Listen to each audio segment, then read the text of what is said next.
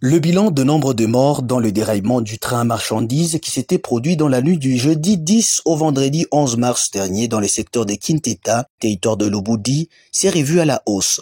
La vice-gouverneur Fifi Masuka Saini a dépêché une forte délégation dans l'après-midi de ce samedi 12 mars 2022, avec à sa tête le ministre provincial de l'Intérieur et Sécurité Deoda Kapenda, accompagné du directeur de cabinet du vice-gouverneur John Toka et des responsables de la sécurité.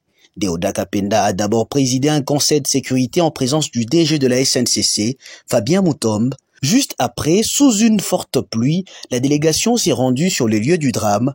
Sur la route, on pouvait s'apercevoir des quantités d'huile, des wagons cloués en même le sol. Sur place, c'est le responsable de la Croix-Rouge qui a donné les explications à la délégation. Quand nous sommes arrivés ici, il y avait beaucoup de morts là-bas. C'est ce qu'on a enterré parce que partout là, ce sont des caillasses. On a creusé ici. Tous les endroits ici, ce sont des tombes qu'on a creusées parce qu'il ne fallait pas les enterrer sur une fosse commune. Le patron de la sécurité leur dit ceci. Nous saluons tout le courage qui vous a caractérisé depuis le début de l'incident jusqu'à maintenant.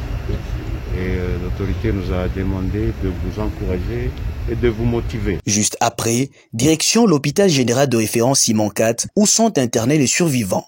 Devant le lit de chaque malade, Deoda Kapenda a eu des mots justes de réconfort et de soulagement à les adresser.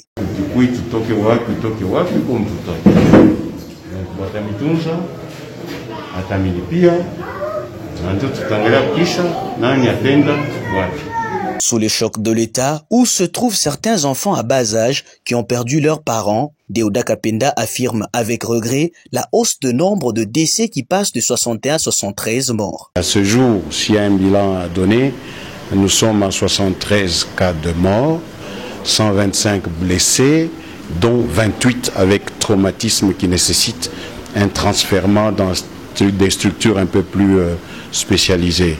Voilà en gros ce que nous pouvons retenir, mais seulement il faudrait stigmatiser la réaction prompte de l'autorité provinciale du Lualaba, son Excellence Madame Fifi Masuka, qui n'a pas hésité un seul instant d'envoyer une forte délégation du Conseil de sécurité et de son cabinet pour venir assister nos frères qui ont été victimes de l'accident.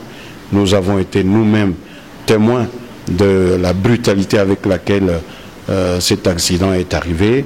Pour ceux qui sont encore en vie, Dieu merci, parce que nous avons vu comment les wagons se sont renversés. Mais ceux qui sont encore en vie, les dispositions ont été prises et par la SNCC, et par le territoire, et par le gouvernement, pour que la prise en charge soit à la hauteur. Et quant à ceux qui devront être transférés, nous attendons les orientations du corps médical, c'est-à-dire du médecin et de tous les personnels soignants qu'on a amenés de Kolosi. Le directeur général de la Société nationale de chemin de fer du Congo, Fabien Mutombe, sensibilise les Congolais au sens du civisme en prenant que le train voyageur et non le train marchandise. C'est un problème qui touche au civisme national. Pourquoi? Puisque on organise les trains voyageurs, mais les compatriotes, en lieu et place des trains voyageurs, préfèrent les trains marchandises. Il y a une question. Il y a un problème à ce niveau-là.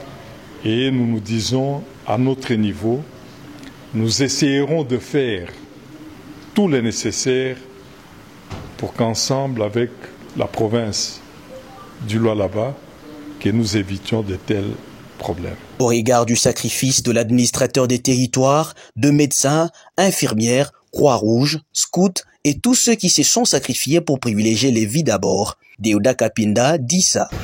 Nous saluons aussi la bravoure et l'humanisme du personnel soignant, d'abord de Lobudi, qui s'est jeté à l'eau immédiatement avec les moyens de l'ordre. Je dis aussi merci aux scouts, et Croix-Rouge et tous les autres volontaires qui n'ont pas attendu le sifflet de l'autorité provinciale que nationale pour assister les Congolais qui étaient en détresse.